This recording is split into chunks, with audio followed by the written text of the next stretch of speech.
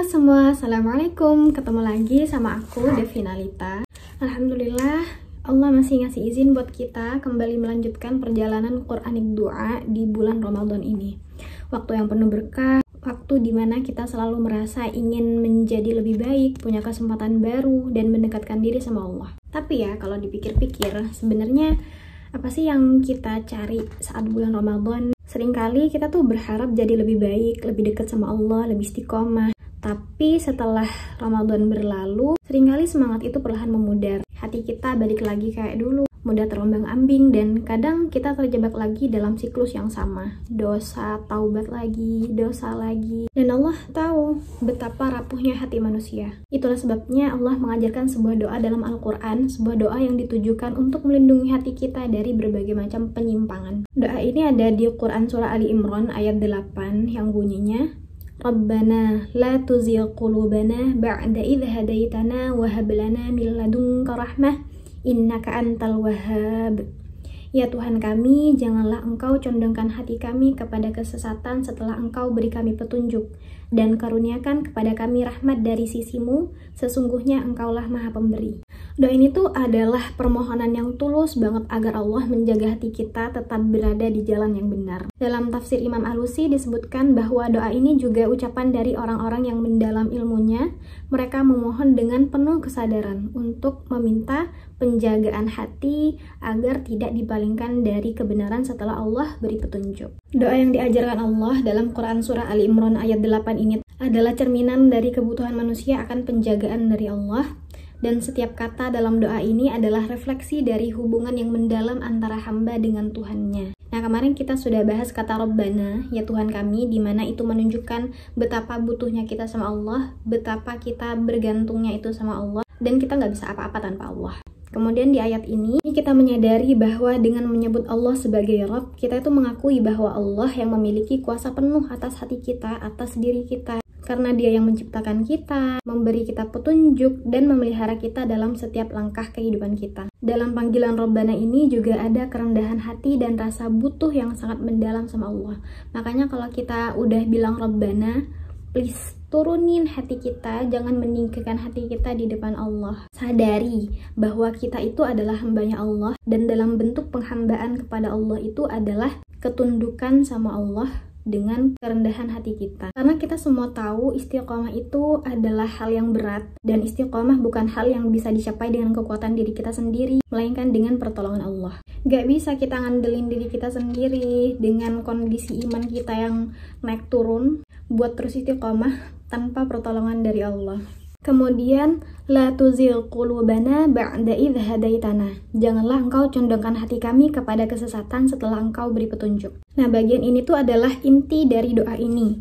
Sebuah permohonan yang sangat relevan dengan kondisi hati manusia yang gak stabil. Kata tuzigh berasal dari akar kata zagha, yang artinya menyimpang atau berpaling dari jalan yang lurus. Dalam lisanul Arab, zagha menggambarkan perubahan yang terjadi perlahan-lahan seolah hati kita tuh condongnya sedikit demi sedikit tanpa kita sadari. Gak cuma itu teman-teman, setan dalam menggoda manusia itu pasti step by step. Gak mungkin langsung ke project besarnya gitu loh. Kayak misal ada orang alim terus, ayo kamu zina gitu. Ya gak mungkin. Setan itu step by step biar kita tuh gak nyadar akan perubahan itu. Ada sebuah kisah dari Bani Israel waktu itu. Ada ahli ibadah namanya Barshisha, dimana dia itu adalah ahli ibadah di kalangannya, seorang rahib gitu. Suatu hari ada 3 bersaudara yang menitipkan adik perempuannya. Nah, 3 bersaudara ini laki-laki, adik bungsunya ini perempuan. Karena ketiga pemuda ini ingin bepergian untuk berdagang, mereka khawatir sama adik perempuannya, karena kalau mau dibawa takut kena begal, kalau ditinggal ya takut diapa-apain orang gitu. Akhirnya karena mereka bertiga percaya pada si rahib, mereka menitipkan adiknya kepada si rahib itu dengan tujuan agar adiknya ini terlindungi. Akhirnya mereka bawalah kepada si rahib, si Barshisha itu. Awalnya Barshisha itu menolak, tapi dengan penuh rasa melas gitu ya.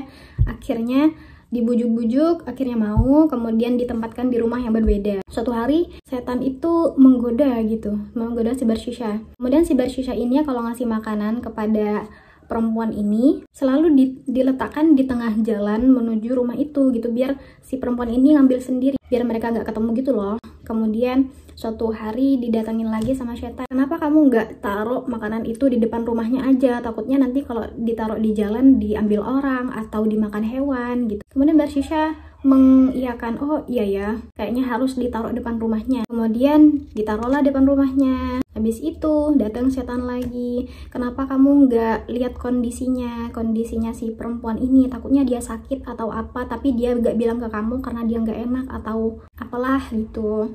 Dan kemudian Barsisha mengikuti arahan dari setan ini. Dia ketuk pintunya, dia tanya kabarnya. Udah besok harinya digoda lagi sama setan, kenapa nggak masuk aja ke dalam, ngobrol di dalam, takutnya kalau ngobrol di luar jadinya fitnah. Akhirnya keesokan harinya ngobrollah mereka di dalam, dan akhirnya dibujuk rayu setan, akhirnya mereka berzina. Barsisha menzinahi si perempuan ini. Kemudian ternyata perempuan ini hamil, anak dari Barsisha. Nah, digoda lagi sama setan. Ya apa kalau misalnya warga itu tahu kamu menghamili anak itu? Kamu akan menjadi olok-olokan, terus image-mu jadi bakal hancur dan lain sebagainya. Dan akhirnya Barsisha itu datang sama perempuan itu dan membunuhnya. Setelah itu dimakamkanlah jasad wanita itu. Nah, gak lama kemudian ketiga bersaudaranya itu pulang dan menanyakan bagaimana kabar adiknya. Nah, Barsisha itu bilang kalau adiknya meninggal karena sakit. Nah, karena ketiganya ini percaya sama Barsisha, karena mereka tahu sebelumnya Barsisha itu adalah orang yang jujur, orang yang taat beribadah, akhirnya mereka percaya aja dong.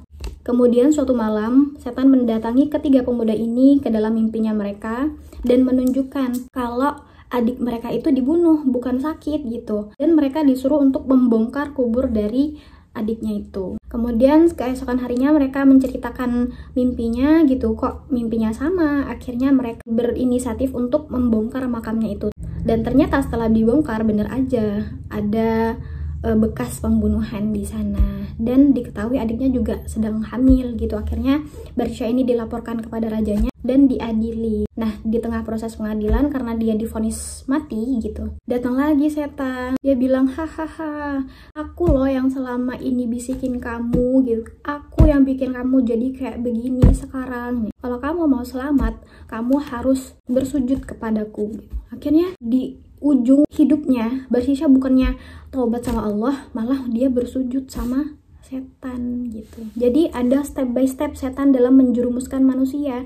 Kalau misalnya setan langsung goda Barsisha, ayo zinahi dia, ayo bunuh dia gitu, mungkin nggak bakal terjadi. Dan itulah cerdiknya setan, dia bikin kita tuh gak menyadari turunnya iman kita dan penyimpangan-penyimpangan kecil dalam hati kita gitu, sehingga kita tuh jadi gak sadar kalau misalnya kita sudah menyimpang jauh dari syariatnya Allah. Kemudian Imam Raghib Al-Asfahani menjelaskan bahwa penyimpangan hati itu bisa disebabkan oleh banyak faktor, seperti kelemahan tekad kita, kelemahan komitmen kita, dorongan syahwat, dan pengaruh lingkungan. Jadi jangan salah dalam memilih lingkungan teman-teman, karena lingkungan itu bisa berpengaruh sama kondisi keimanan kita. Dan penyimpangan ini seringkali terjadi tanpa kita sadari.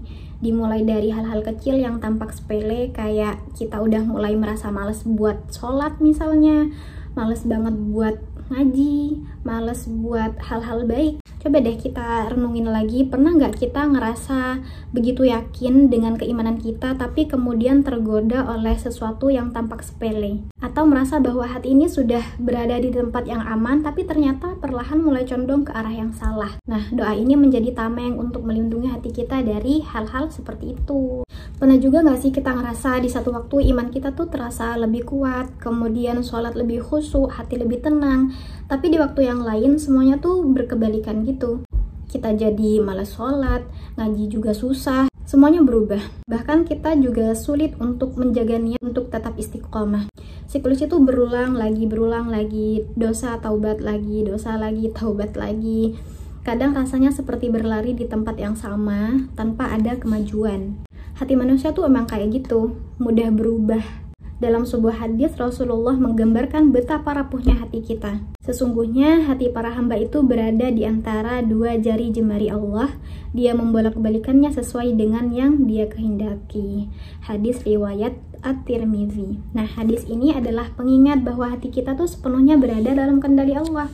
Bukankah Rasulullah sendiri manusia yang paling baik keimanannya sering berdoa, ya muqallibal qulub tsabbit qalbi ala dinik, wahai zat yang membolak-balikan hati, tetapkanlah hatiku atas agamamu. Kalau Rasulullah aja merasa perlu untuk meminta Allah untuk menjaga hatinya, apalagi kita, Rasulullah yang keimanannya naik terus aja minta penjagaan sama Allah. Apalagi kita yang keimanannya naik turun, perlu banget malah. Apalagi di zaman sekarang yang banyak banget godaannya, entah itu berasal dari sosial media, dari pergaulan kita, dari godaan duniawi, atau bahkan rasa putus asa saat menghadapi suatu kegagalan. Kadang kita merasa sudah berada di jalan yang benar, tapi tiba-tiba ada sesuatu yang membuat kita tergelincir. Makanya kita perlu banget pertolongan dari Allah dan perlindungan dari Allah untuk hati kita. Ayat ini menunjukkan bahwa meskipun kita telah menerima petunjuk, hati kita tuh tetap rapuh. Kemudian, wahab lana min ladunka rahmah, karuniakan kepada kami rahmat dari sisimu. Setelah memohon agar hati kita tidak menyimpang, kita melanjutkan dengan permohonan rahmat. Kata wahab berasal dari hibah yang berarti pemberian atau karunia. Ini adalah pengakuan bahwa rahmat Allah itu adalah anugerah murni yang tidak bisa didapatkan hanya dengan usaha kita sendiri. Dan rahmat yang dimohonkan dalam doa ini memiliki cakupan yang luas. Dalam tafsir Ibnu Ashur, rahmat di sini mencangkup perlindungan dari penyebab penyimpangan, kemudahan untuk tetap berada di atas petunjuk, dan keberkahan di dunia dan akhirat. Jadi dengan doa ini kita minta sama Allah perlindungan dari apa-apa saja sebab-sebab yang membuat kita tergelincir, dan minta sama Allah untuk diistiqomahkan di jalannya. Rahmat ini yang nantinya akan menjadi sumber kekuatan bagi hati kita untuk tetap teguh meskipun dihadapkan dengan berbagai godaan dan ujian. Menariknya, rahmat ini disebut min ladunka yang berarti dari sisimu. Ini menunjukkan bahwa rahmat ini berasal langsung dari Allah tanpa perantara apapun. Dan permohonan ini adalah bentuk kesadaran bahwa hanya dengan rahmat Allah hati kita bisa tetap istiqomah. Sebesar apapun usaha kita untuk menjaga hati, itu tidak akan pernah cukup tanpa rahmat Allah. Kemudian, innaka antal wahhab, sesungguhnya engkaulah maha pemberi. Bagian akhir doa ini adalah penegasan keimanan bahwa Allah adalah Al-Wahhab, maha pemberi. Kata Al-Wahhab berasal dari akar kata yang sama dengan hibah, tetapi dengan bentuk mubalaghah atau penekanan, yang menunjukkan bahwa Allah adalah pemberi yang paling besar dan paling murah hati. Dengan menyebut nama ini, kita mengakui bahwa semua rahmat, petunjuk, dan penjagaan hati itu berasalnya dari Allah. Tidak ada yang bisa maksa Allah untuk ngasih, tapi kemurahannya yang tidak terbatas membuat Allah senantiasa memberikan kepada hamba-hambanya. Dalam tafsir Imam Alusi disebutkan bahwa penyebutan Al-Wahhab di akhir doa ini adalah bentuk keyakinan penuh bahwa Allah tidak akan menahan karunia-Nya bagi orang yang memohon dengan tulus. Ini juga mengingatkan kita bahwa rahmat Allah tidak hanya mencangkup perlindungan dari penyimpangan, tapi juga semua kebaikan yang kita butuhkan untuk menjalani hidup dengan istiqomah. Allah itu adalah Al-Wahhab yang ngasih kita segala sesuatu yang kita butuhkan dalam dunia ini. Dia yang ngasih kita nikmat dengan berbagai macam nikmat yang kita nggak bisa hitung. Jadi karena Allah maha pemberi, maka kita juga harus minta sama yang maha memberi. Kalau kita aja nggak pernah minta, kita nggak pernah berdoa, terus ngasihnya gimana dong? Ya, walaupun Allah tetap ngasih sih meskipun kita nggak berdoa, tapi dengan berdoa itu menunjukkan ketergantungan kita dan rasa butuh kita sama Allah. Doa ini teman-teman bisa kita baca saat kita sedang lemah iman, kemudian bisa dalam doa harian kita, saat mengalami godaan yang mengancam keimanan, yang berarti tiap hari kita harus baca doa ini, karena dalam suatu hadis itu kan ada yang disebutkan ya, manusia itu di pagi hari beriman, sore harinya sudah kafir, atau di sore harinya mereka beriman, pagi harinya mereka kafir gitu. Semudah itu hati manusia itu terombang-ambing, makanya perlu banget doa ini untuk kita baca selalu setiap harinya, minta penjagaan dan perlindungan dari Allah. Coba deh kita tanyakan lagi ke diri kita sendiri, pernah nggak ketika hati kita sudah mulai merasa condong kepada hal yang salah, terus kita langsung balik sama Allah, atau langsung minta perlindungan sama Allah, atau malah justru kita terlena dengan apa-apa yang bikin kita lalai gitu. Itu yang perlu jadi renungan bagi kita. Apakah kita langsung kembali sama Allah atau enggak? Ya teman-teman, semoga Allah tetap menjaga hati-hati kita dalam keistiqomahan, dalam jalan Allah, dan Allah bimbing kita sampai kita bisa reunian di surganya Allah. Ini aja insight yang bisa aku share sama kalian hari ini. Semoga kita bisa ketemu lagi esok hari. Assalamualaikum warahmatullahi wabarakatuh. See you.